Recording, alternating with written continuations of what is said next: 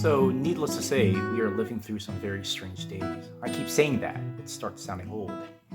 And just when you think you've seen it all, it just gets stranger, it gets worse. It's just awful out there. So, what do we do? Well, among other things, we're supposed to pray. Pray for yourself, your family, your friends, your church, your community, the nation, the entire world.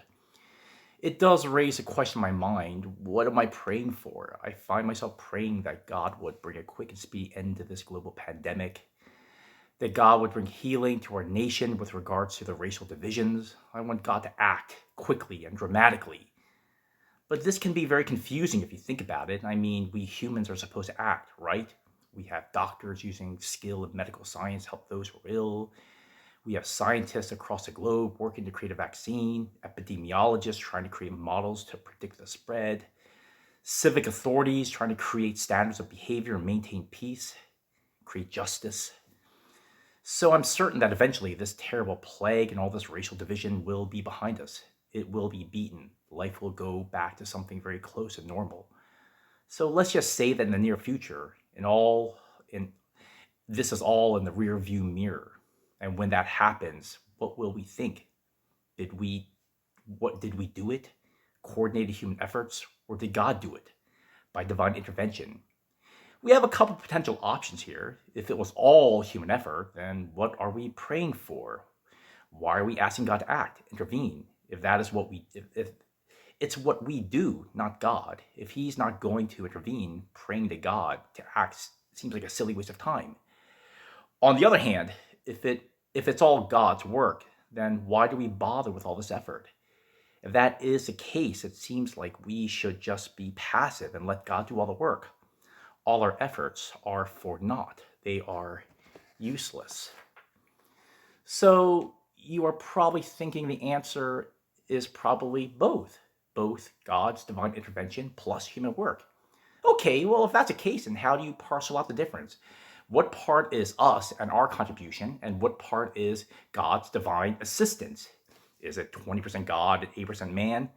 Maybe you're really godly and very humble, so you're thinking 99% God and 1% human. How do we work this out? How do we divvy this up? This sort of stuff used to really bother me a lot back when I was in college. At the time, I was trying very hard to be a very pious Christian, and I was trying very hard to be a good student. So at the end of the semester, I would look at my grades and I would pray. I would very sincerely pray something like this: God, I give you all the glory. It's not me, it's all you. Keep me from being proud and taking credit. I want to be clear, I really meant it. These were sincere prayers. However, I also was experiencing something of what you might call a cognitive dissonance, because I was also thinking, I did so many all-nighters. I studied hard. But of course, it's all God, not me. And if I start mentally taking credit for it, then I'm guilty of sinful pride. Is it just me, or do any of you out there sort of find this problematic? Our work, God's work. So back to the original question, how do you work this out? Is it God's work or our work? If it's both, then which is it? How do you divide up the credit? How much does God get? How much do I get? The credit, that is. The problem with this question is the question itself, or the problem is a formulation of this dilemma. This is a fundamentally wrong way to think about it. We tend to think that this is what we call a zero-sum game, right? We imagine that God is one competitive cause among others. I think we sometimes imagine that we do our work and God just pokes, prods, shows up, then goes away until he's needed, then pops in again, helps out, and disappears. Kind of like a superhero. He sweeps in when we need help or we're in trouble, and then he goes away. There is all this stuff we do, and God's actions are one more thing in addition to the things that we do. I mean, imagine you're making dinner and you're the chef, and there's this other person that keeps helping, sprinkling a little pepper here, whisking the egg a bit more. And this other person, that being God in this metaphor, is a master chef, and everything they're doing is very helpful, and this helper just keeps intervening and helping, sometimes in obvious ways and sometimes in sneaky and conspicuous ways that you don't even notice. I mean, we tend to think that God is like this sometimes. We tend to think that God is an outside alien force that comes into our world, helps out, and then goes away again, and then helps out again. So in this analogy, God is one cause among many causes. Now, to be clear, There are miracles. There is a real possibility of supernatural divine intervention. Like a severely ill person is dramatically healed. Yeah, that is a work of God. It's rare and unusual. But what about the times when there are no miracles, which is the vast majority of times? Is God absent in the rest of our regular mundane lives? Or maybe he is there, after all, God's omnipresent, but in a much more watered down way. Like God's there, God's working, but in a low key kind of way, not like a miraculous way, like two orders of God's work in our life. I think we tend to separate the work of God and the work of humans. But this view is wrong. I want to compare two stories from the Bible. First, the story of Daniel in the lion's den. It's in chapter 6 of the book of Daniel. So Daniel obeys God, and as a consequence, the Babylonians throw him in a lion's den, which means death, of course. But then in the story, God intervened, sent angels to close the mouth of the lions. Now, this is absolutely clear. God did something supernatural, spectacular, and miraculous. The closing of the mouth of the lions and the saving of the life of Daniel is clearly the work of God.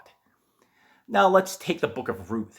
This is a story of how Ruth, a Moabite woman, eventually marries Boaz. Now you could explain the whole story through naturalistic causes and naturalistic explanations. Read the book, right? God never shows up. There are no miracles here. You could explain it through family loyalty, the laws of the kinsman redeemer, economics, death, love of family. Again, nothing miraculous happens in this story. God never shows up. God never does anything. There's no mention of God intervening. This is a story of people acting ethically, morally, and following their duties and trying to follow God. Now, we could read this in a purely secular, naturalistic way. Again, God never shows up. But was God involved in the life of Ruth? Of course. And God was active and involved the whole time. Well, which part? Which part was he involved in? Which verse? Well, all of it. And in case there's any doubt, remember, Ruth, by marrying Boaz, becomes the grandmother of King David. And down the line, she is the ancestor of Jesus. Was God acting in this story? Yes. Where? In all of it. We call this non-competitive causality. You can't divide human causality and God's causality. They work together. The prophet Isaiah sums this up beautifully. Lord, you establish peace for us, and that we have accomplished all that we have accomplished, you have done for us. Let me repeat. All that we have accomplished, you have done for us. All that we do, you, O God, have done for us. God works through us and in us. Let me indulge in a little technical theology. Thomas Aquinas, a great medieval theologian, says that God is, quote, the sheer act of to be itself. God is the sheer act of to be itself. God made all things. Through God, all things are made. He does not exist like some object in the universe. God does not exist in the universe like some sort of powerful super thing alongside other lesser things. He doesn't exist. He is existence itself. For in God we live and move and have our being. So let me conclude with a little application. Our world is clearly broken, and we pray that God would miraculously heal it, fix it, make things right, supernaturally intervene. He might. He could. More likely, though, we must act in this world as a cause of change, and we hope and pray that God will act through us.